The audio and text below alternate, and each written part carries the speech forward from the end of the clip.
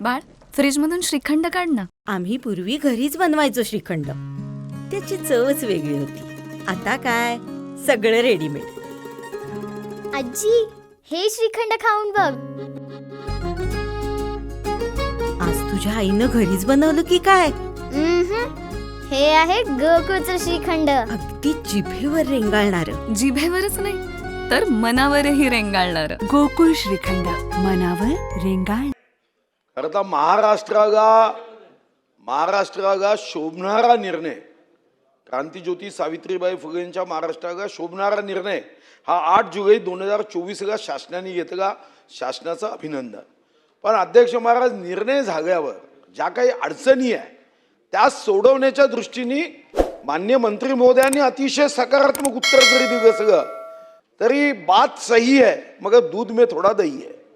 अडचण काय आहे ते अध्यक्ष महाराज की या विद्यार्थिनींना क्रांतिकारी निर्णय, म्हणजे ज्या निर्णयाने आमच्या महाराष्ट्राचा गौरव वाढेल, पण या ठिकाणी त्यांना संस्था चालकांवर दबाव टाकून, दादागिरी करून, FIR करून आपण जर सांगितलं की आम्ही पैसे पाठवणार नाही पण तुम्ही शिकवा, तर हे काही महाराष्ट्राचा गौरव वाढवणार नाही. मग याला काय केलं पाहिजे? खरं तर आमचे चंद्रकांत दादा अतिशय अनुभवी आहे आणि विद्यार्थी क्षेत्रामध्ये त्यांचा एवढा अनुभव बोटावर मोजण्या इतक्या लोकांमध्ये आहे. डॉक्टरेट ऑफ स्टुडंट प्रॉब्लेम याच्यामध्ये डॉक्टरेट आहे. तर पहिला निर्णय मंत्री महोदय, वित्त विभागातून तुम्हाला पैसेच दिले जात नाही. तुम्ही आकडे काढा. जो निधी आउटले मंजूर होतो तो वितरितच होत नाही. तर पहिला मुद्दा की तुम्ही निगेटिव्ह ट्रेझरी सिस्टीमचा आग्रह का करत नाही? पुन्हा पुन्हा फायली पाठवायच्या. तर तुम्हाला स्वतःला अनुभव आहे की अनेक अधिकाऱ्यांचे मुलं मुली ऑस्ट्रेलिया, न्यूझीलंड, लंडन, अमेरिका शिकतात आणि महाराष्ट्रात गरीब मध्यमवर्गीयाचे पोरं शिकतात. त्यांना निधी देताना असं वाटतं की जसं काही यांच्या घरचा पैसा देतोय, यांची घरं विकतोय, सोनं विकतोय. SNDT युनिव्हर्सिटीचं चांगलं उदाहरण आहे. मुलींच्या शिक्षणासाठी करतोय. पैसे देताय का? 200 कोटी बजेटमध्ये आहे, वितरित नाही केलंय. CM साहेबांनी सांगितलं. म्हणजे कधीतरी याच्यावरही मला बोलायचंच आहे की तुमची पोरं शिकतील न्यूझीलंड, अमेरिका आणि आमच्या गरिबांच्या पोरी शिकायच्या असेल तर तुमच्या बापाचा पैसा आहे का वितरित करताना? आणि म्हणून मंत्री महोदय, तुम्ही निगेटिव्ह ट्रेझरी सिस्टीम करणार आहात का? AI उपयोग, प्रदर्शनी, एक्झिबिशन, मग शिक्षण क्षेत्रात AI उपयोग नाही करता येत का? की तुम्हाला आर्टिफिशियल इंटेलिजन्स, कृत्रिम बुद्धिमत्ता, कारण आता माणसाच्या बुद्धिमत्ता कमी झाली, आता आपल्याला आर्टिफिशियलच वापरावी लागणार आहे. मग आर्टिफिशियल बुद्धिमत्ता वापरून एखाद्या मुलीला, गरीब आहे, भामरागडमध्ये आहे, अंकिस आहे, असं आहे, पोटाचं दागिना गहाण ठेवून बिचारी तुमच्या 100% या योजनेमध्ये ती येते आणि मग तिला कधीतरी तो मॅनेजमेंट संस्था चालक सांगतो की तुझे पैसे अजून सरकारने पाठवले नाही. अध्यक्ष महाराज, सरकारचे पैसे एकदम परफेक्ट टाइमला जावे यासाठी आर्टिफिशियल इंटेलिजन्सचा उपयोग करता येणार नाही का? फक्त कॉलेजमध्ये शिकवायचं का? आता आम्ही तर आमचे ज्ञान कमी पडतंय, जगातले विद्यापीठ आणतोय. कारण ते एक काळ होता आमचा नालंदा, तक्षशिलामध्ये चीनी प्रवासी येऊन शिकायचे. आता आम्हाला जगातले विद्यापीठ मुंबईत आणावं लागत आहे कारण आमचं ज्ञान भंडार कुठेतरी कमी झालं. अध्यक्ष महाराज, मग माझा दुसरा स्पेसिफिक प्रश्न आहे की तुम्ही निगेटिव्ह ट्रेझरी सोबत AI उपयोग आपण करणार आहात का? आणि नंबर 3 ही माझी आग्रही विनंती आहे आणि तुम्ही अतिशय म्हणजे आमचे आदर्श नेते आहात. तुम्ही आज एक विधानसभेत आश्वासन देऊन टाका की आउटलेचं वितरण दर अधिवेशनाला, तुमचा आउटले एकदा मंजूर झाला, नियतव्यय की दर अधिवेशनाला वित्त विभागाने किती पैसे दिले याचा अहवाल पटलावर ठेवत जा. म्हणजे आमच्या लक्षात येईल की मुलीं बेटी बचाव बेटी पढाव हे सन्माननीय युगपुरुष नरेंद्र मोदीजींच्या विरोधात कोण कोण अधिकारी आहे हे आपल्या लक्षात येईल. आणि म्हणून पटलावर माहिती देत जा की योग्य क्षणी हे आम्हाला इतकेच पैसे वित्त विभागाने दिले आणि SNDTचे पैसे वितरित कधी करताय तेवढं सांगा. माननीय अध्यक्ष महोदय, मी अतिशय दाव्यानं असं सांगेन की ह्या वर्षी प्रामुख्याने प्रोफेशनल कॉलेजेसला लागणारी जी फी आहे, म्हणजे फी प्रतिपूर्ती आहे, ती आपण हा जो पहिला स्लॉट असतो जो आपल्याला 31 मार्चच्या आधी अर्धा द्यावा लागतो, तो आपण दिला आहे. जो कमी पडला तो पुरवणीमध्ये मिळाला आहे, त्यामुळे पुरवण्यास सँक्शन झाल्यामुळे आता लगेचच तो देता येईल. आम्ही मेन बजेटमध्ये शिष्यवृत्तीची जी मागणी केली ती आमची सँक्शन झाली आहे आणि त्यामुळे अर्धा पार्ट जो आपल्याला जून ते सप्टेंबर द्यावा लागतो तो आम्ही देऊ.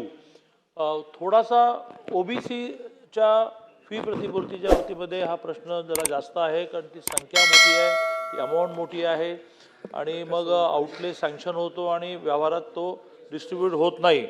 त्यामुळे आता माननीय मुख्यमंत्री महोदयांनी शिष्यवृत्ती दिली जाते अशा अल्पसंख्याकांसहित सगळ्या मिनिस्टर्सना आणि सगळ्या सेक्रेटरीना एकत्र बोलावून मी ही जी 50% मुलांची आणि 100% मुलींची फी प्रतिपूर्ती आहे याच्यामध्ये कुठली हेळसांड खपून घेणार नाही असा आग्रह धरल्यामुळे ते निगेटिव्ह ग्रँट काय म्हणतात मला लक्षात नाही आलं, कारण ते अर्थमंत्री होते.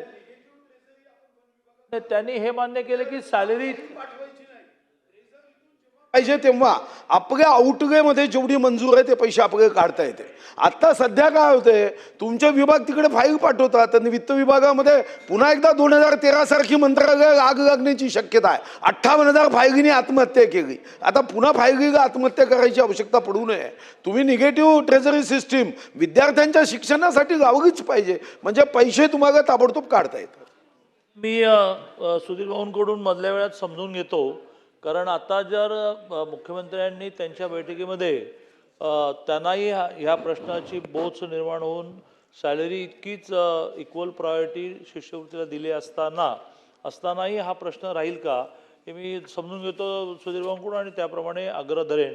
एक सगळ्यात महत्त्वाचा मुद्दा जो मला ह्या निमित्ताने सुतोवाच करायचा आहे की जसं तिची फी माफ करतो, मी सगळ्यांना अपील करतो की ज्या ज्या कॉलेजेसमध्ये हे होतं आहे की ते जूनला विदाऊट फी ॲडमिशन देत नाही, तुम्ही यादी द्या.